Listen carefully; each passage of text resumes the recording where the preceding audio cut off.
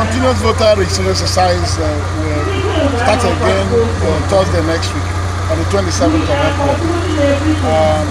That exercise is for those who have not been registered before. Those who were not of voting age when the last exercise took place.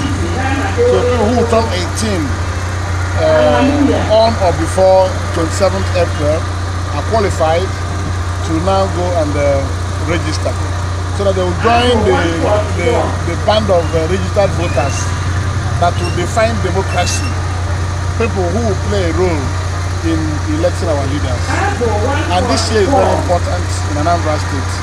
It's an election year for governorship. We are preparing to do the needful to sustain in office a government that has transformed Anambra State, the government that has done everything for our people in a very good way, the governor who has served our people with passion, and the governor who has made it possible for us to be moving around freely today. We need to keep that governor in office. So I want to call on all eligible people who register, who will be 18 by that time, or those who did not register, that are above 18 but they were not resident here before and they returned to Anambra State, either by any means, they should go now and register. Because this election is an election we want to decide with votes of the people. People who vote for candidates of their choice. Anybody who is their choice, we vote for that person. We don't want anybody who will become governor in Anambra State by force. By force. People who want to become governor without the votes of Anambra people. God will forbid it.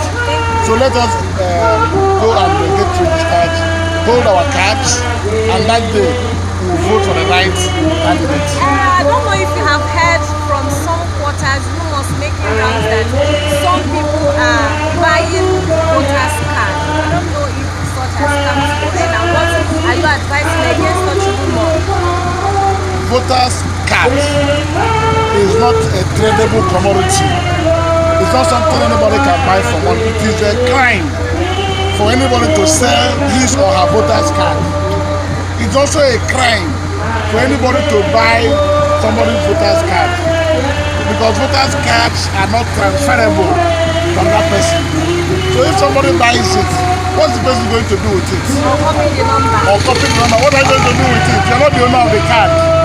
On the day of election, the only person who will vote is somebody who is in possession of voter's card, and the machine recognizes the person, as the owner of the card.